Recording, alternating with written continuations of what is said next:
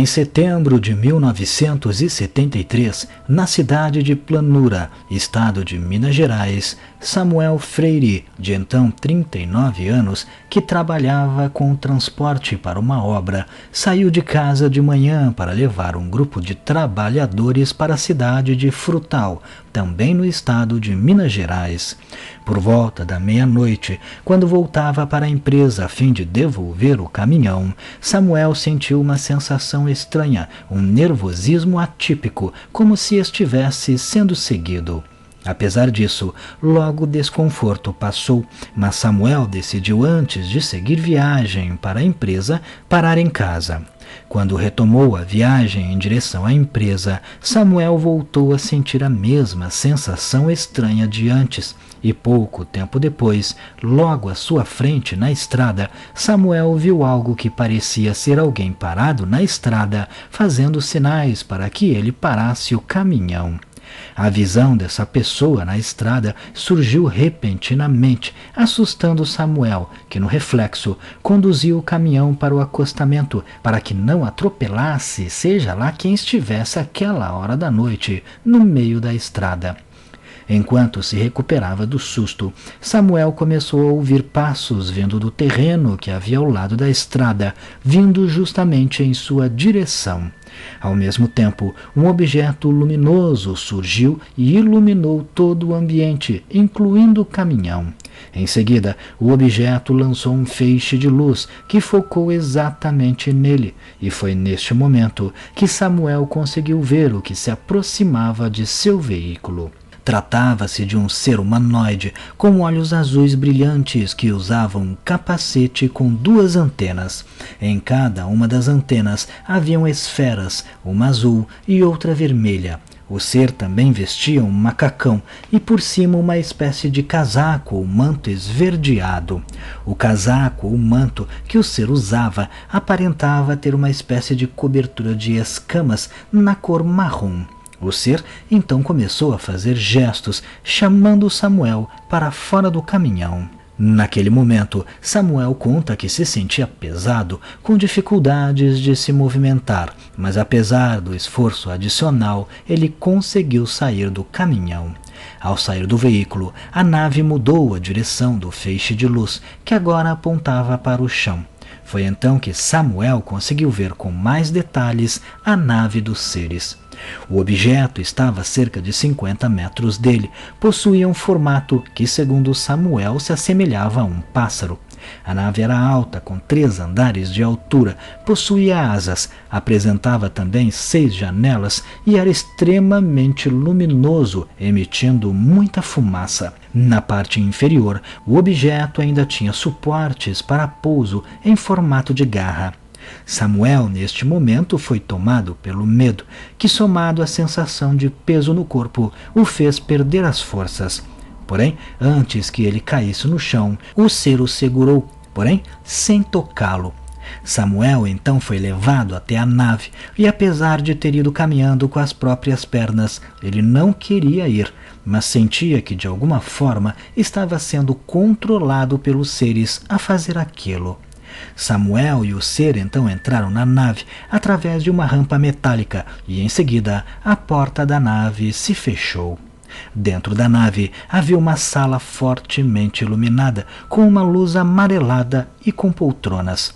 As paredes pareciam ser feitas de metal e apresentavam vários desenhos diferentes, como estrelas e manchas escuras. O ser então saiu da sala e deixou Samuel sozinho. Alguns minutos depois, o ser voltou com um recipiente e dentro um líquido verde para que Samuel bebesse.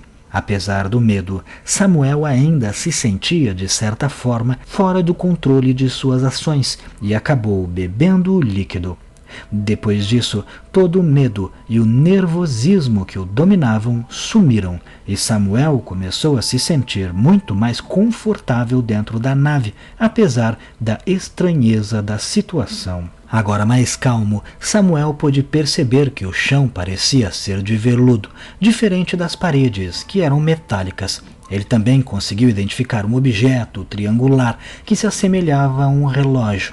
A sala também possuía 3 portas, nas quais uma delas de repente se abriu e uma mulher aparentemente humana entrou.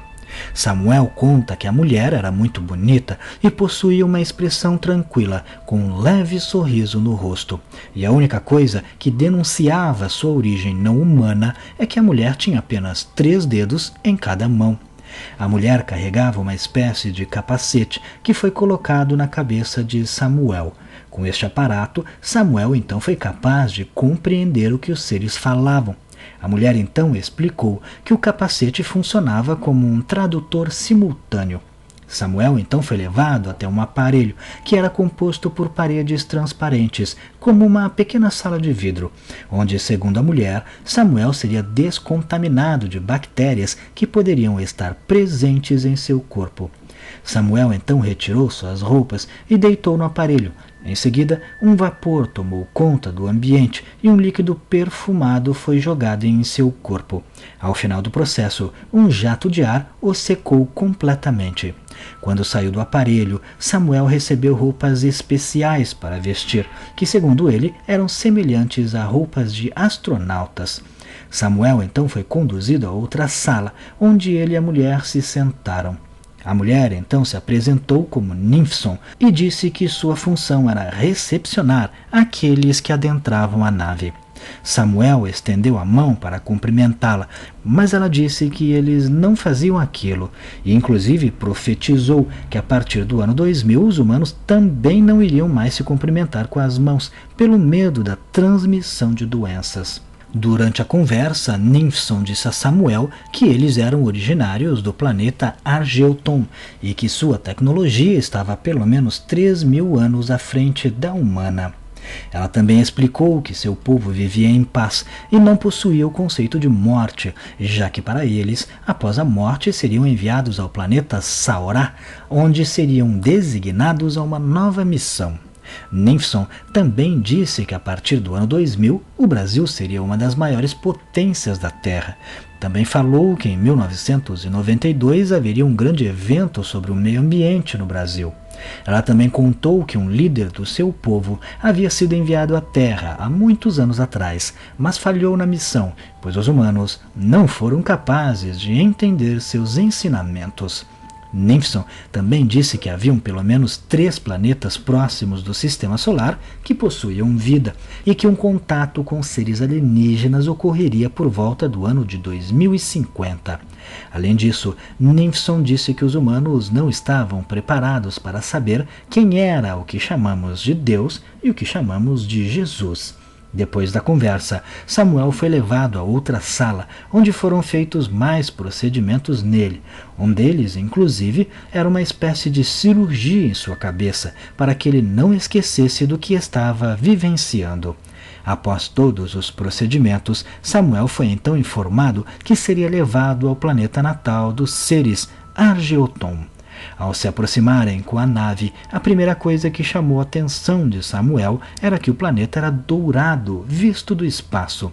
Ele foi informado também que o planeta ficava na segunda galáxia do universo, a 2.592 bilhões de quilômetros de distância. Samuel teve a oportunidade de conhecer Argeuton e viu diversas tecnologias avançadas que ele mal compreendia.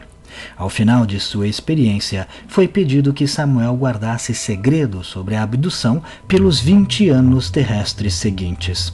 Ao retornar para casa, 2 dias haviam se passado, mas sua família, surpreendentemente, não estava preocupada, pois sua esposa lhe contou que um homem havia os visitado para avisar que Samuel faria uma viagem e ficaria 2 dias fora. Samuel também foi verificar o caminhão, que havia sido deixado ao lado da estrada, mas quando chegou ao local, ele não estava mais lá. Voltando para a empresa, ele descobriu que o caminhão estava perfeitamente estacionado no pátio da empresa. Samuel contou para sua família tudo o que havia passado, mas eles não o levaram a sério. Ele então escreveu toda a sua experiência com todos os detalhes possíveis, finalizando sua obra com um total de 568 páginas. Samuel guardou o livro e apenas o revelou em 93, seguindo exatamente o que os seres haviam lhe pedido. O caso ainda é reforçado pelo fato de pessoas da região terem visto luzes no céu na mesma noite em que Samuel foi abduzido, e inclusive alguns afirmavam que o que viram era de fato um disco voador. Outro detalhe interessante é que Samuel era um homem com pouco estudo, o que surpreendeu até mesmo a sua família ao verem que ele escreveu um livro com mais de 550 páginas. No livro, que para quem quiser ler estará na descrição do vídeo um link para poder baixar, Samuel relata várias profecias dos seres. Algumas de fato se concretizaram, como a Eco 92, evento sobre o meio ambiente que ocorreu no Rio de Janeiro, no Brasil. Outras não se concretizaram, como o fato do Brasil virar uma potência mundial a partir do ano 2000. Outra coisa que chama a atenção no livro é a distância do planeta Argeoton, que segundo Samuel era de 2 bilhões e 592 milhões de quilômetros. O problema é que esta distância em termos de universo é muito pequena.